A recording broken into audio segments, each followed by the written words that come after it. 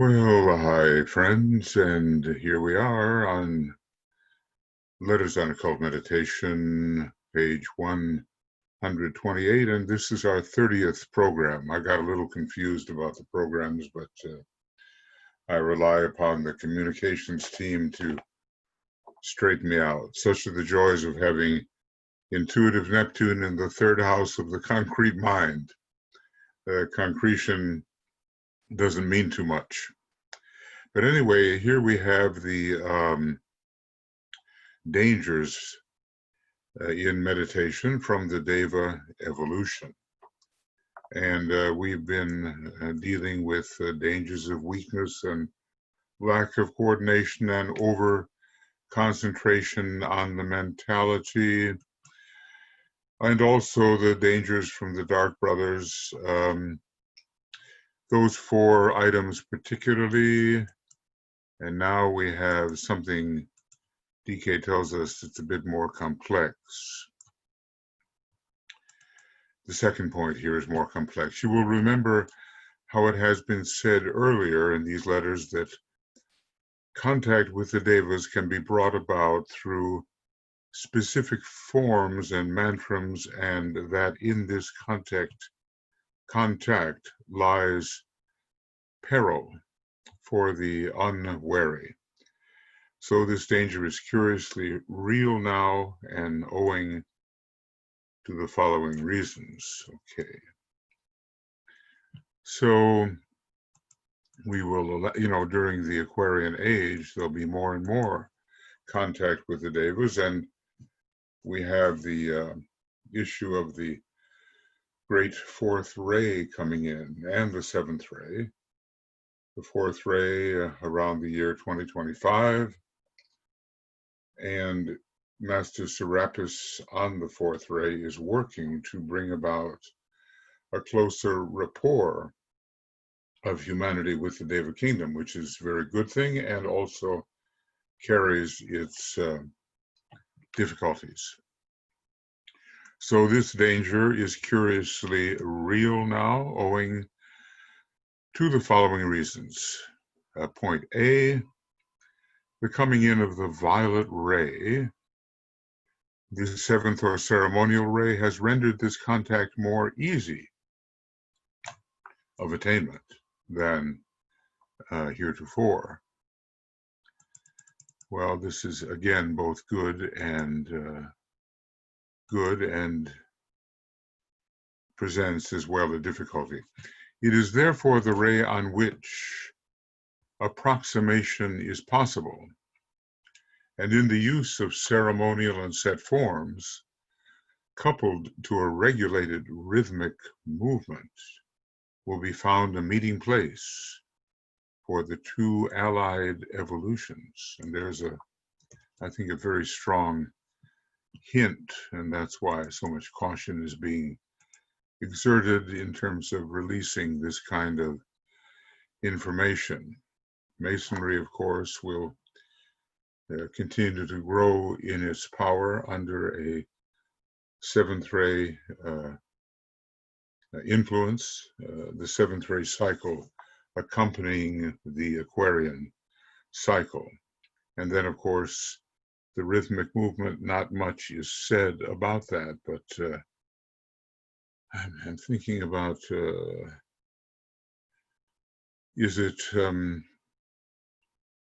Steiner? Yeah.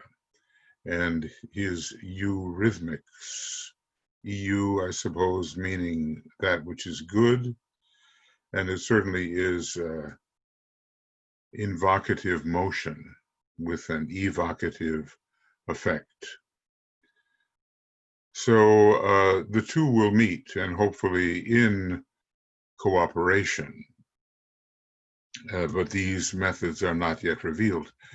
In the use of ritual, this will be apparent, and psychics are already bearing witness to the fact that both in the ritual of the church and in that of Masonry, this has been evidenced. I'm thinking about C.W. Leadbeater. I forget the name of the book, but basically he's looking at what's going on in the maybe in the rituals of the liberal Catholic Church. And he had also much interest in Masonry. I think he probably had a seventh ray physical vehicle. I'm not sure about the personality. The soul was on the second ray, and but there was a lot of the sixth ray too, which brought him in touch with the astral plane. So through the church and Masonic rituals, this kind of enhanced possibility of meeting will be made evident. More and more will this be the case. And it carries with it certain risks that will inevitably work themselves into common knowledge and thus affect in various ways the unwary sons of men. Well, and even some of those who are wary, you know, they know what they've been told about the dangers, but still they persist. It's a bit like the young people having these parties without masks and crowding together, some of them even having the COVID-19 disease and spreading it widely among those who attend in these super spreader events. Here it is in 2020, you know, maybe you'll be reading this at a time or listening to this at a time when that danger has passed and when a vaccine does exist. It's amazing how the fifth ray types can dig in and find what will serve as a preventative, a vaccine. As you know, a definite effort is being made at this time by the planetary hierarchy to communicate to the devas their part in the scheme of things, and the part the human family must likewise play. Okay, and you know, certainly this is taking place in the fourth ray group, in the area that Master Serapis supervises, and maybe, you know, in the seventh ray areas as well. I think Master R and some of his higher initiates will be involved in this.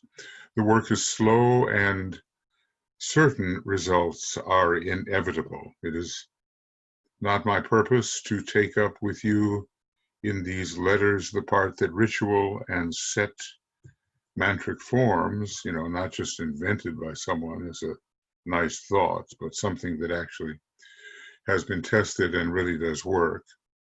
And set mantric forms play in the evolution of devas and of men. I only desire to point out that danger for human beings lies in the unwise use of forms for the calling in of the devas, in experimenting with the sacred word, with the object in view of contacting the builders who are so largely affected by it, and in endeavoring to pry into the secrets of ritual and its adjuncts of color and sound.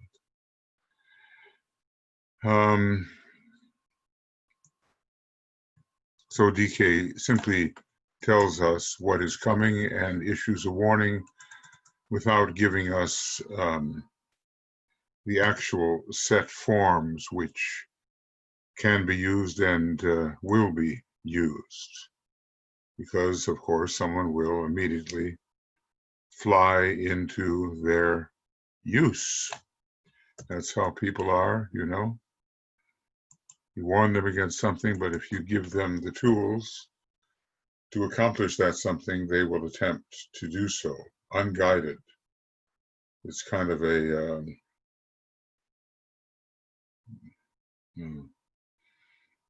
what can I call it, an approach which is foolhardy and reckless. Later on, when the pupil has passed the portal of initiation, and I suppose that really means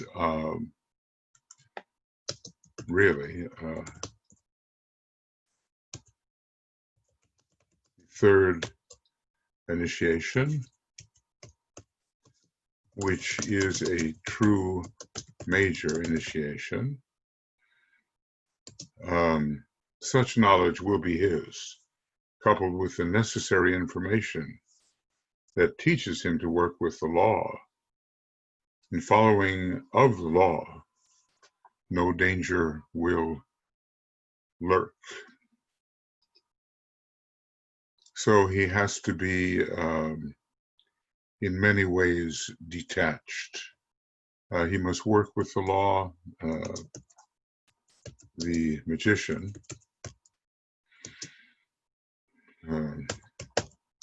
white magician, let us say, must work with the law and with an attitude of detachment. Now, many of the things that DK talks about here are later on, when we have proved ourselves. But he is forecasting what we will be passing through, and he's giving us that kind of alert, which will keep us performing according to the good law and not in foolhardy experiments or in selfish experiments. Now, so this is the first one, dangers from the Deva kingdom. And I'll make this a little bigger. It's so dark that that only by making it bigger do we really see what we're doing here. Now, point B, the race is possessed of a strong determination to penetrate within the veil and to find out what lies on the other side of the unknown.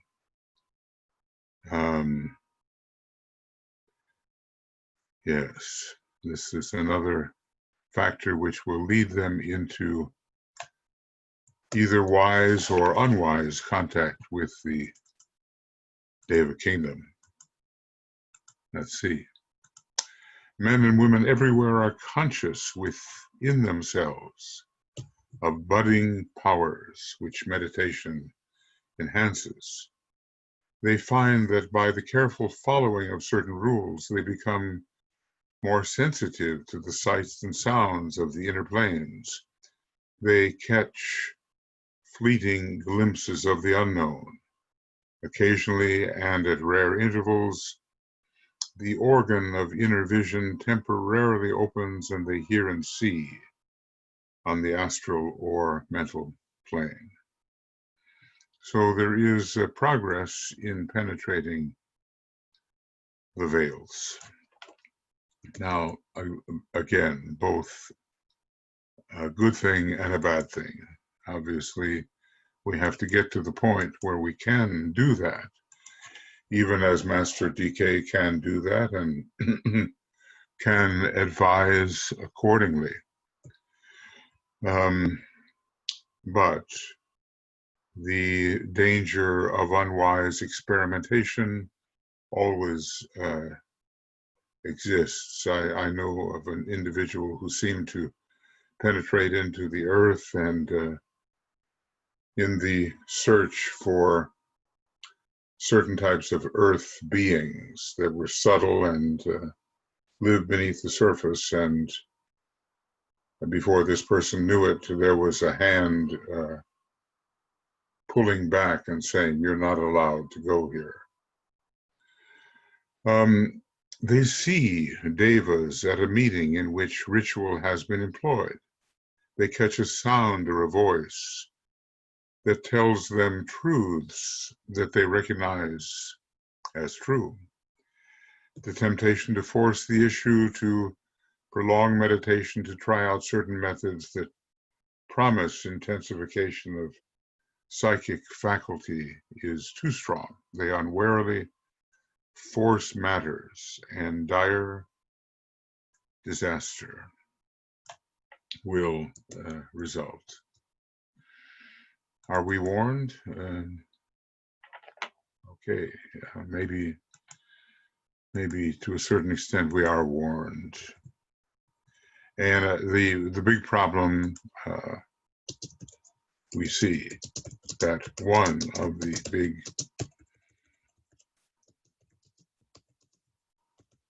problems is the forcing of the issue.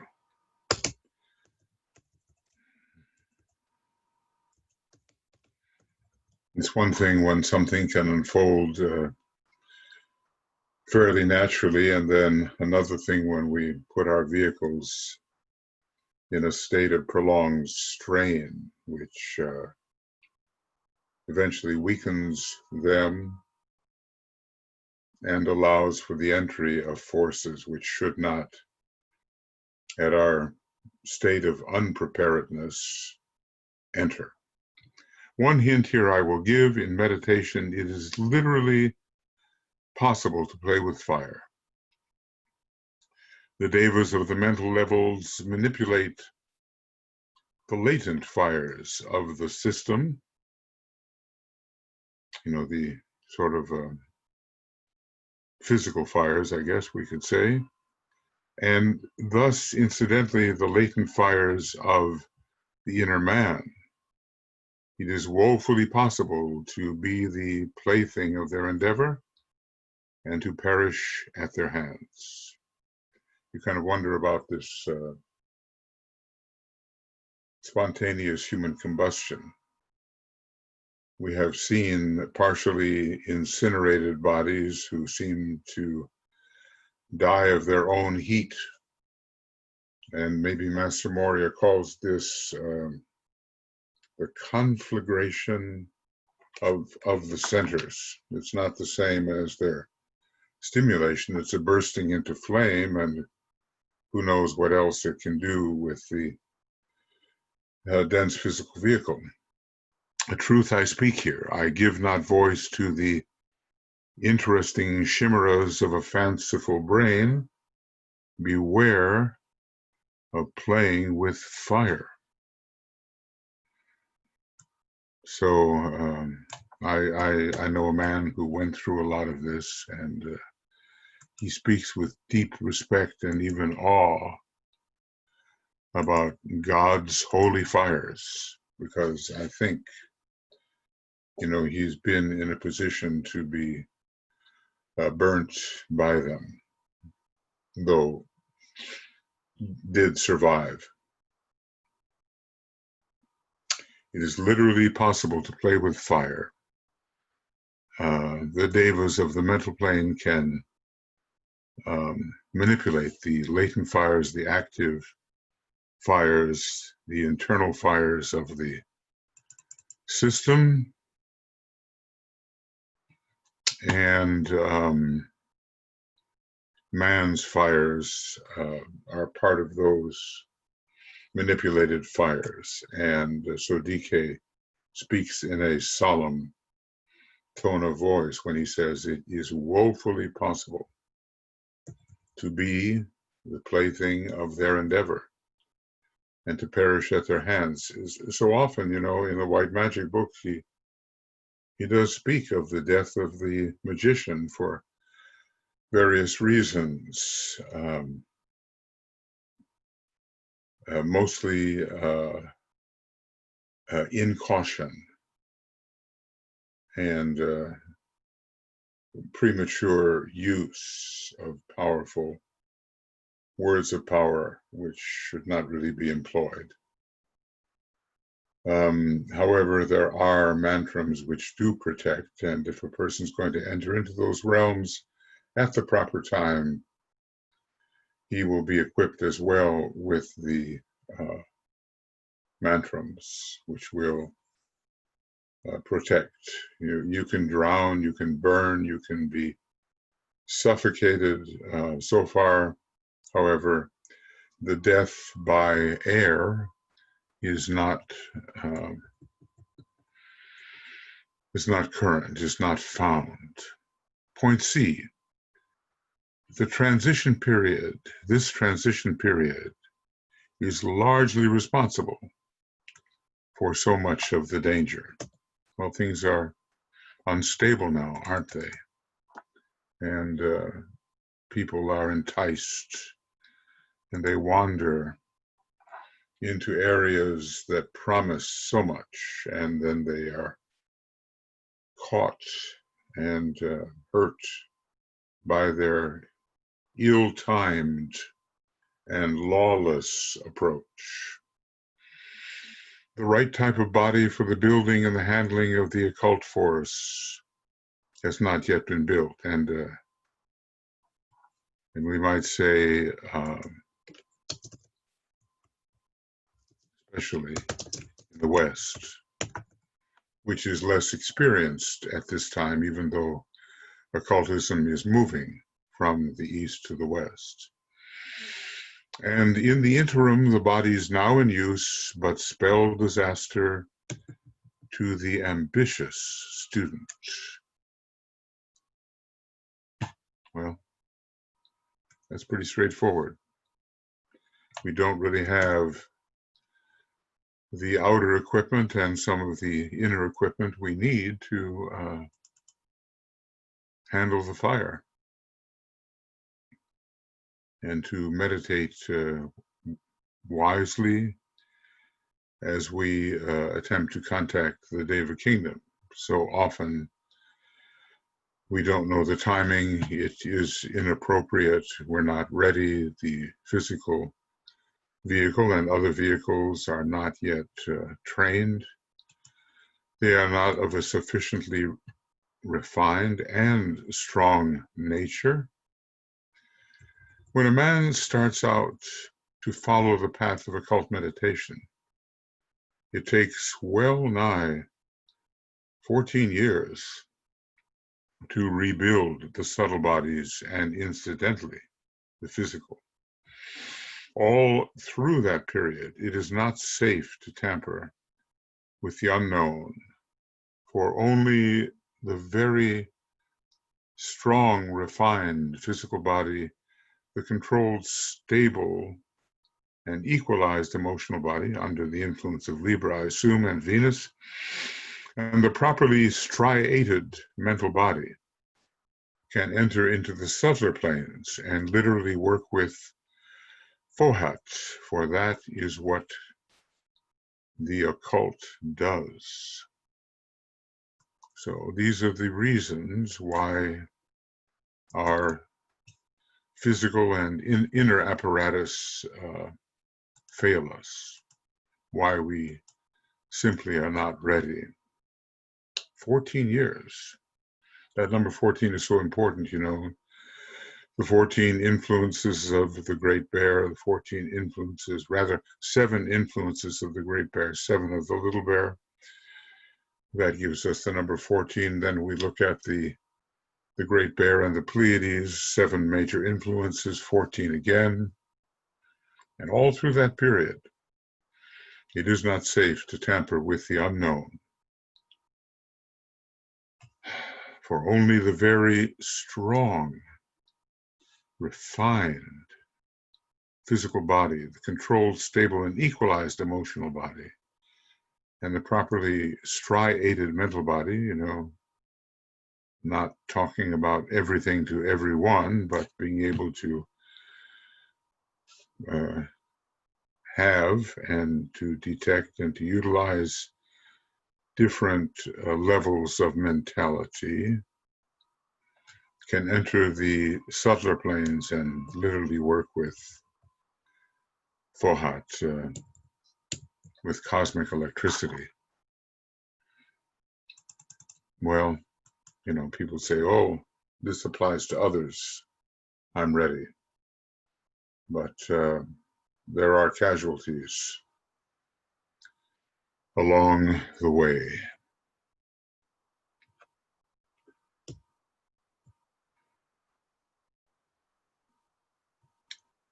So the number 14 is very important. It's showing up a lot of in Egyptian occultism, and that's 2 7-year periods.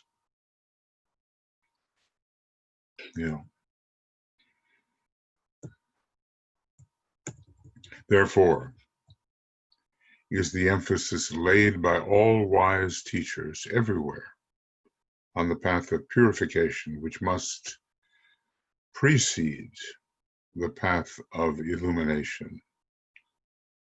The old saying again, fools rush in where angels fear to tread. Those under the influence of the solar angel are wiser in their more deliberate approach. But the untrained and ambitious, in they go and suffer the consequences through premature forcing. Apparently, there are also unwise teachers. Purification first. Out of Shambhala, purification, destruction, organization. Purification is related to the second ray, destruction to the first, organization to the third and subsequent rays. They lay, these wise teachers, they lay the emphasis on the building in of the spiritual faculty before psychic faculty can be safely permitted.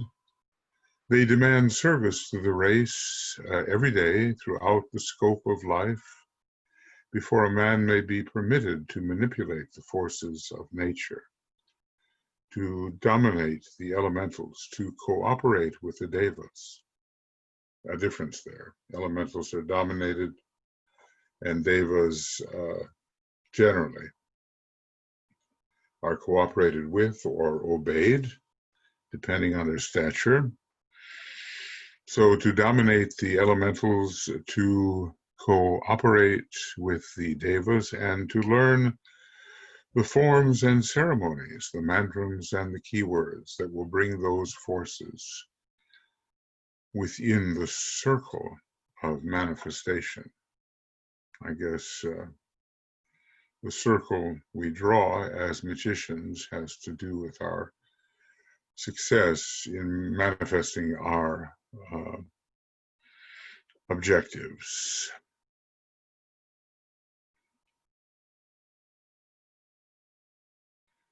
So every day, apparently, there is service to the race to prove our fitness as we seek to do these things here listed. And only then can the forms and ceremonies be safely released, as gratifying as it might be to have them in our possession. I think some of the very egotistical magicians reference their own powers as indicating their stature. And that is unwise, because so many of those mantras and keywords have been obtained illegitimately. Okay, our next section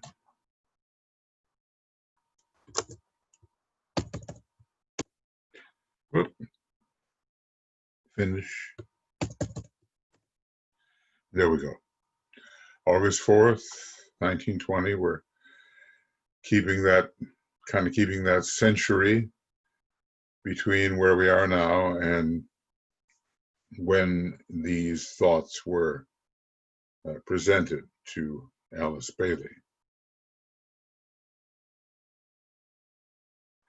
So those are the dangers from the Deva kingdom.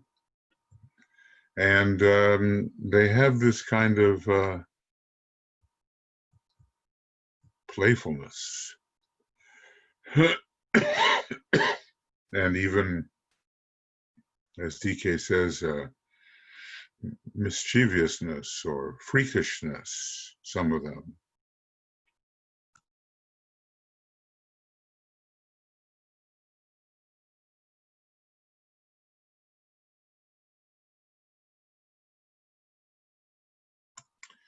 And we literally don't know what we're getting into. So service is a great protection. I think so. And it does open the heart center, and the heart center, we know, is a great protector when open and radiatory. Now we deal here with danger from the Dark Brothers. He's already given us something on that. Those who snap the thread and isolate the true owner of the vehicle and then misuse the vehicle, bringing ignominy upon the owner of the vehicle, as he is mistaken for the one who was actually performing the dark deeds, when really, of course, it is the obsessing entity. He says, DK says, I think I gave you earlier practically all that I can, as yet in part, anent the brothers of darkness, as they are sometimes termed. He does rather emphasize that, after all, they are brothers, and so he says there's a lot of glamour surrounding this, surrounding their machinations and their plots and plans and malevolent executed events, malevolently executed actions.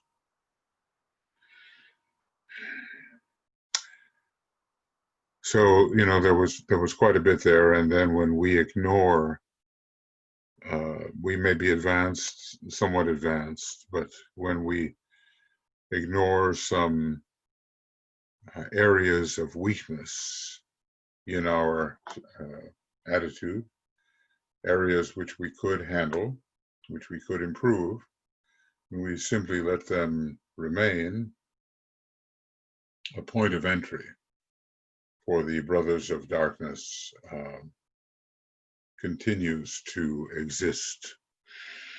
He says, I only want at this point to lay emphasis upon the fact that no danger need be feared by the average student from this source, the average student.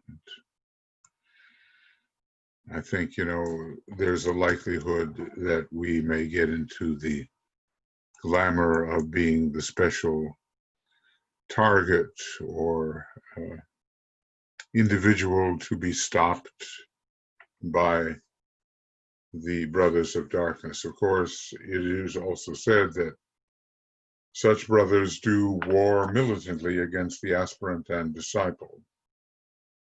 And maybe he's really distinguishing here between the average student and the aspirant disciple. Let's see, it is only as discipleship is approached, and as a man stands out ahead of his fellows as an instrument of the white brotherhood, that he attracts the attention of those who seek to withstand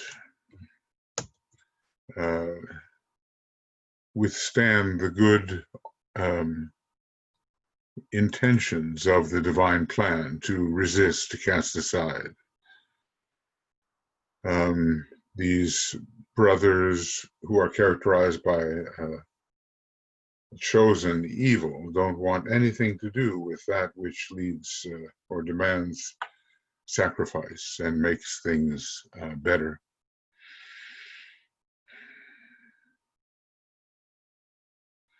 So that is who,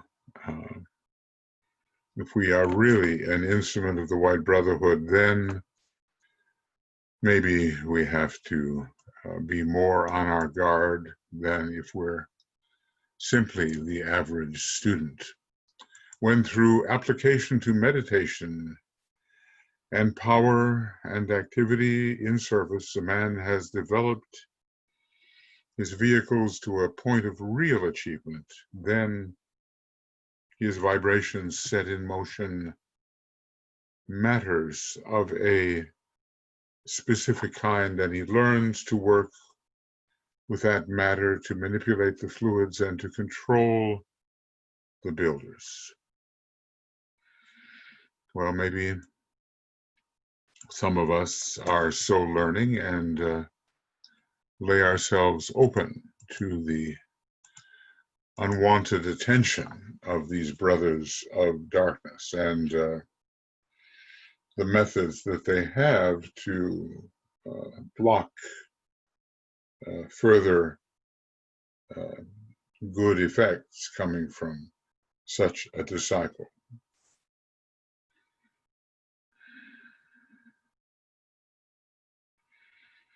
In so doing, if he is learning how to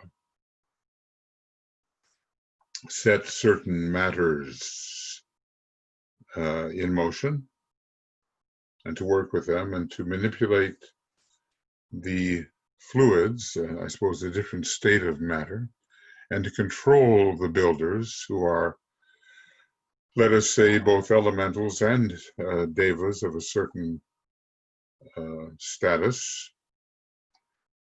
If he does these things, in so doing, he encroaches on the domain of those who work with the forces of involution, and thus he may bring attack upon himself. This attack may be directed against any of his three vehicles and may be of different kinds. In fact, he says elsewhere, may be against all three vehicles simultaneously.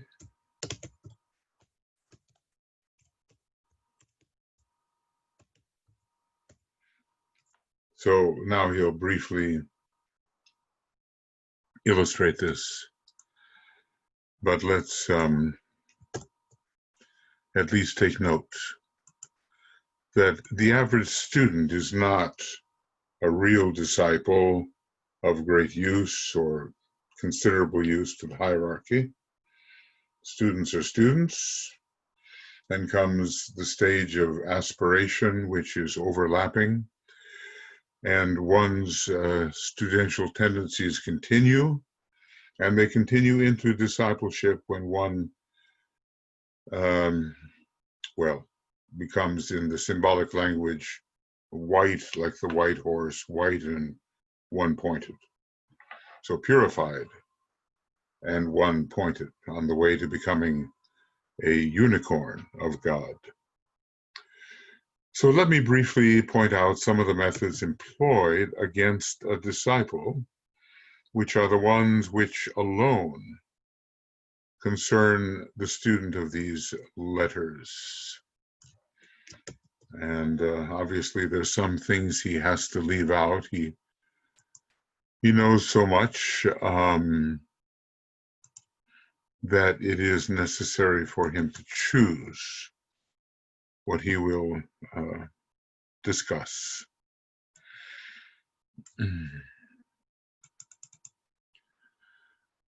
Okay. So, A, definite attack on the physical body. And I think Some have experienced this. All kinds of means are employed to hinder the usefulness of the disciple through disease or the crippling of his physical body. Not all accidents are the result of karma, for the disciple has usually surmounted a good deal of that type of karma and is thus comparatively free from that source of hindrance in active work.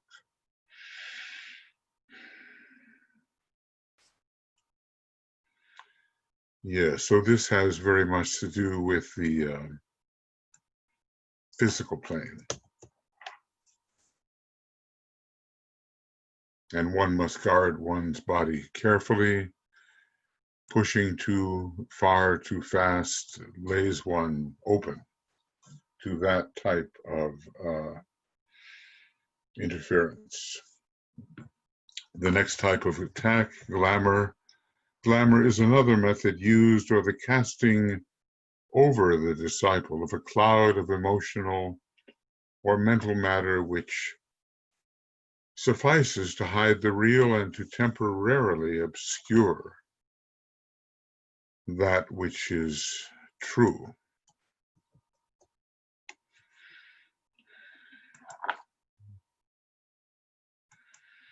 So this probably is even a more dangerous condition. The study of the cases wherein glamour has been employed is exceedingly revealing and demonstrates how hard it is for even an advanced disciple always to discriminate between the real and the false, the true and the untrue. Glamour may be either on the emotional or mental levels. Remember, there are mental glamours, but is usually on the former, the emotional level. One form employed is to cast over the disciple the shadows of the thought of weakness or discouragement or criticism, to which he may at intervals give way. Thus cast they loom in undue proportion, and the unwary disciple, not realizing that he is but seeing the gigantic outlines of his own momentary and passing thoughts, gives way to discouragement, aye, even to despair, and becomes of little use to the great ones. So the glamour of, what can we call it, depression, and forces the disciple to become subdued and far less strenuous in his effort and much more ineffective. And he has trouble differentiating between what is externally cast upon him and what really belongs to his own system without the outside interference. So they loom overly large in the consciousness of the disciple. Another form is to throw into his mental aura suggestions and ideas purporting to come from his own master, but which are subtle suggestions that hinder and help not. It takes a wise disciple always to discriminate between the voice of the real teacher and the false whispers of the masquerading one, and even high initiates have been temporarily misled. So there are many, many voices, many words, Some good, many bad, and then there's also the word of the soul. Many and subtle are the means used to deceive and thereby curtail the effective output of the worker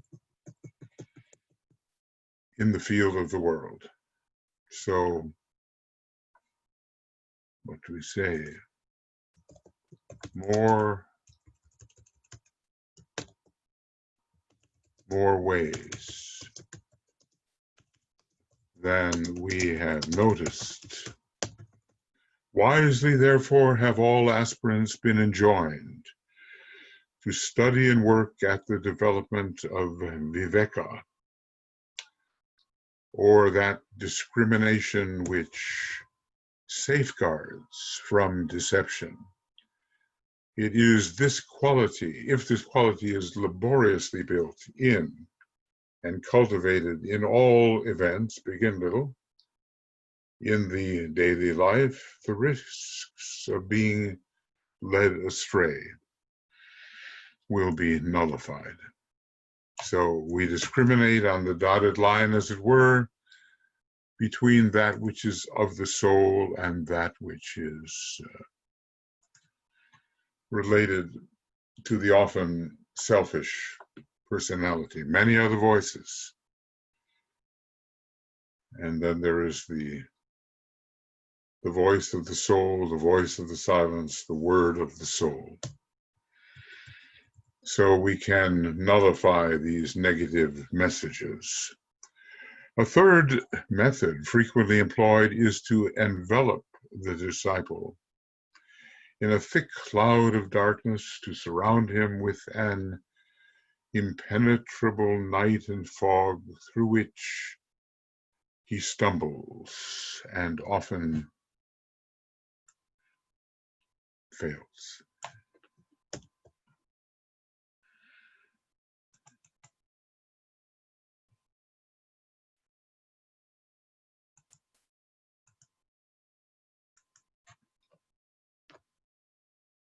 So we have the cloud method, we have the direct attack on the vehicles, or even on all three together, and here we have the thick cloud of darkness. You kind of wonder, Mother Teresa was doing so very well, and she carried her cross.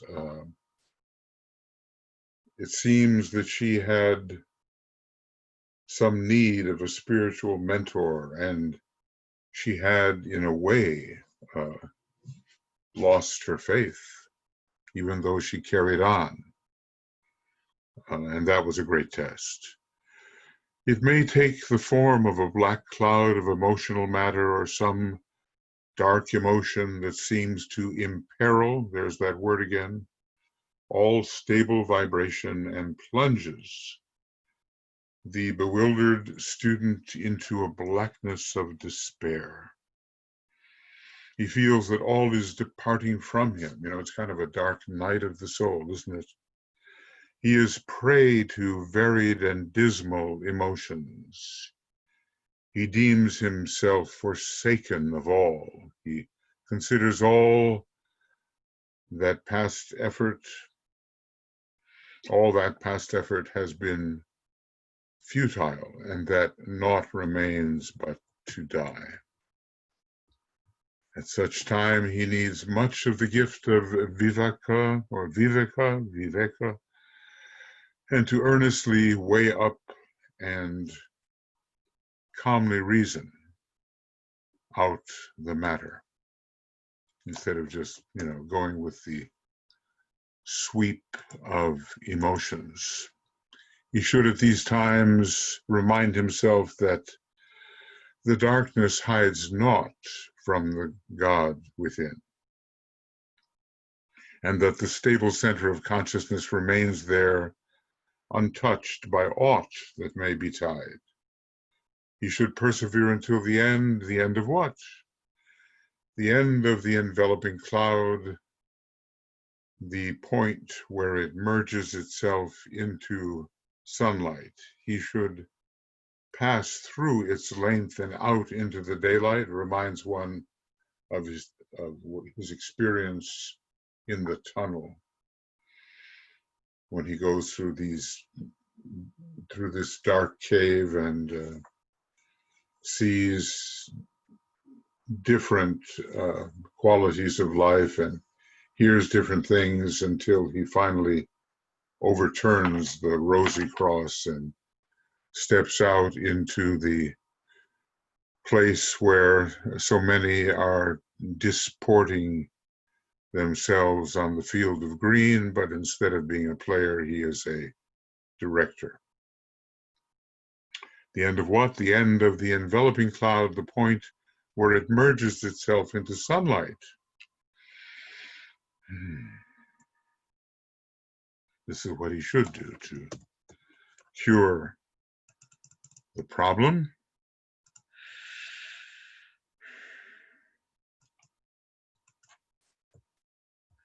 He should pass through its length and out into the daylight, realizing that nothing can at any time reach to and hurt the inner consciousness. God is within, no matter what transpires without. So we cannot be permanently affected by the outer unfortunate circumstances, because we have that inner stability, the stability of the inner God. What else? We are so apt to look out at environing circumstances, whether physical, astral, or mental, and to forget that the inmost center of the heart hides our points of contact with the universal logos. Now, there is a term, I frequently use it, and I mean the whole thing. But a universe can mean something much more reduced in scope. And a solar logos can be considered a universal logos, and on it may go. What is a universe after all? This island system, as it were. So we can't be sure what he means here, but the center of the heart, this is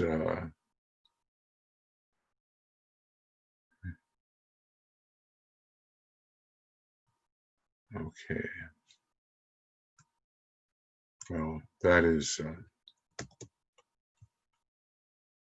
an occult hint.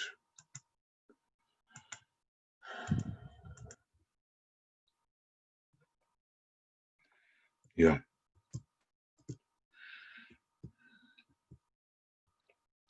So, the thick cloud of darkness, the depression, the despair, the tendency to want to give up.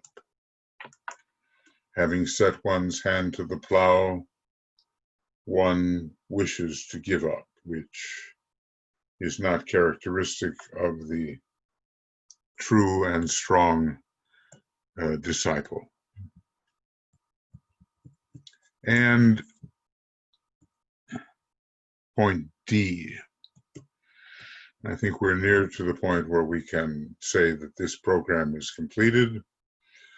Finally, for I cannot touch on all the methods used, the means employed may be to cast mental darkness over the disciple, not just the general dark cloud which forces us to forget the heart, but something more specific. Finally, for I cannot touch on all the methods used, the means employed may be to cast a mental darkness over the disciple. So, reviewing, the thick cloud of darkness. That's one.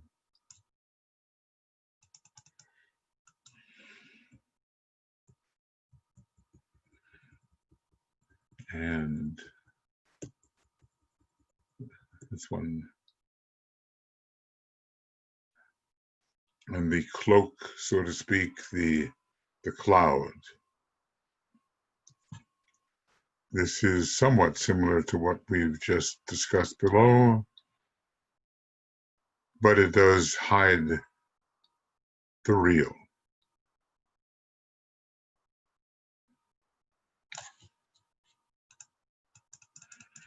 And then the very first one, the attack.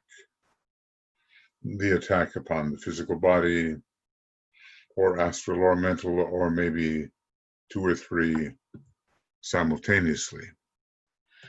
Now, what about the brother of darkness? He cannot tell us all the means, all the methods, but the objective, of course, is to keep a man away from the truth. So, mental darkness, have we ever experienced that, sensing the futility of that which is studied and learned, causing us to doubt really the whole procedure, and giving us the sense that we are really absorbing nothing of value. The darkness may be intellectual and is consequently still more difficult to penetrate, for in this case, the power of the ego must be called in, the ego, the soul, right? Whereas in the first, in the former, frequently the calm reasoning of the lower mind may suffice to dispense the trouble. Well, when it goes too far, the reasoning is prevented from being effected. So he does tell us about the relative degrees of difficulty in penetrating the deliberate attempts on the part of the brothers of darkness to stop our progress and to hide the truth. So here in this specific case, the disciple will be wise if he not only attempts to call in his ego or higher self for the dispelling of the cloud, but calls likewise upon his teacher or even upon his master for the assistance that they can give. And I'm sure that when things get desperate, we do call upon the teacher or the master, and things will get desperate on this thorny path of occultism. But call in the teacher as well, and even the master. Now, in a treatise on white magic, several means of dispelling fear are given, and in some of the worst fears arising because the Black Lodge actually is attacking the disciple, the calling in of the master and even the entire hierarchy is recommended, and the use of the violet light to help dispel the fear. You may want to read or reread that. So, these are but a few of the dangers encircling the aspirant. Master Moria has said there comes a time when the evil forces will gather round and encircle, and the disciple cannot get through, but the disciple can go upwards and thus escape the intended obstruction.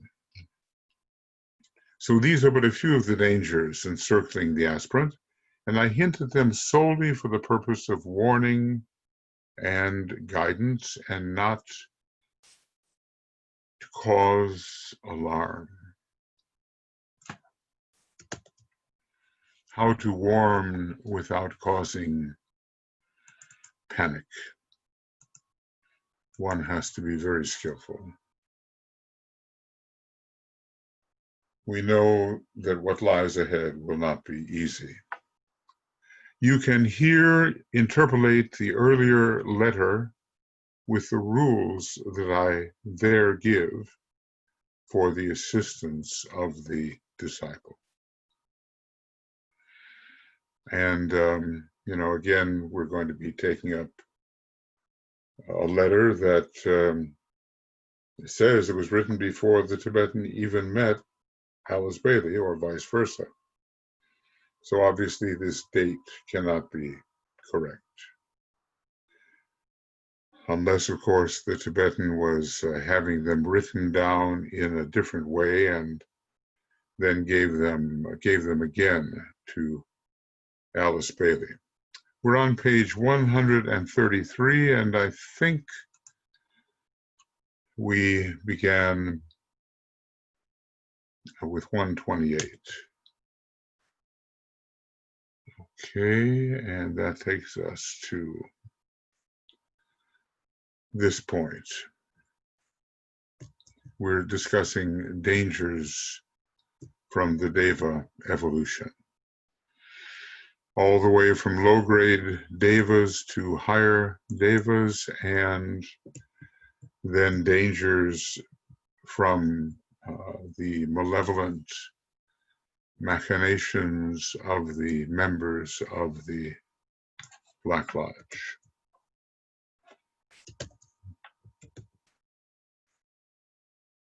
Okay. Well, let's just say whichever this is.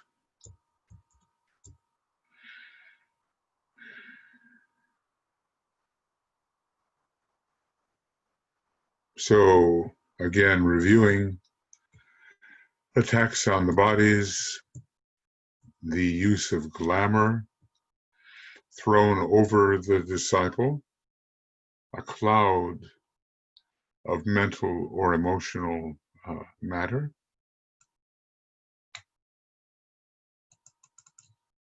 and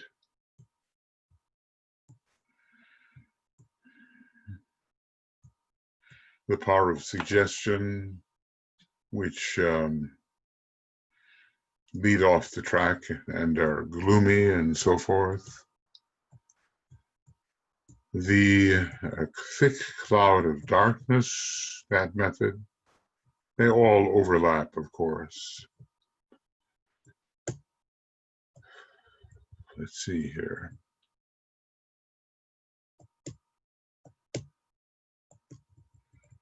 I wish I could do this more quickly. Okay. And then, the brothers of darkness and their methods. All of these are dangers of pursuing meditation either unsuccessfully or even successfully. Will attract attention if we pursue meditation successfully.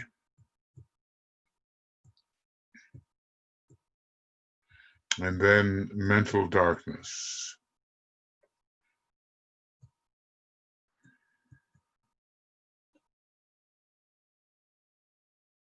And even intellectual darkness. The power of the ego is needed. In some of the earlier cases, calm reasoning can suffice, but in the later cases, deliberate invocation, evocation of the hierarchy and its superior energy may be needed. And DK seems to hint that they would be willing to help. So this is the end of program 30, and our day is the 13th, and we began with 128, and it goes to 133, and we'll begin with program number 31. And we'll begin with page 133. I think that ought to be enough, and we don't know what day that will take place on. Probably not tonight, it's getting quite late, but who knows, maybe. And then the next program will get into the Dark Brotherhood, the Brothers of Darkness, and there is quite a bit on this fascinating subject, maybe because man is very much on the fourth ray. He likes to hear about the opposite side and what he's up against. Well, on the path of spiritual occultism, he's up against a very great deal.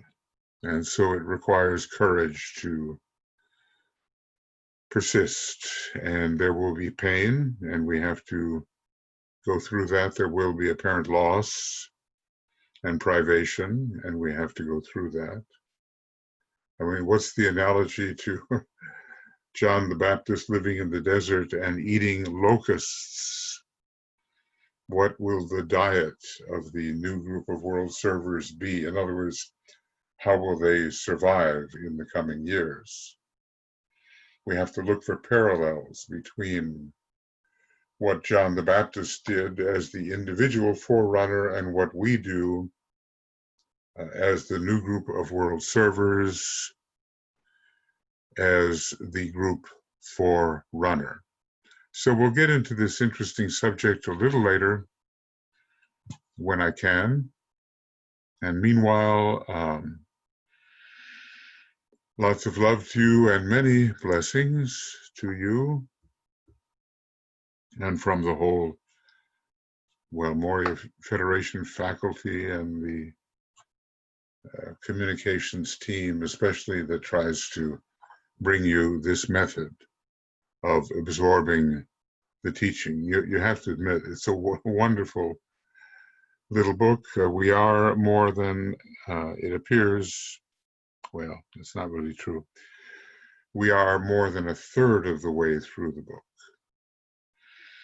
And it's a 300 and something page book. So that's about where we are, about a third of the way through. And next time I have a chance, I'll be back with you. Okay, lots of love, many blessings, and we'll see you before long.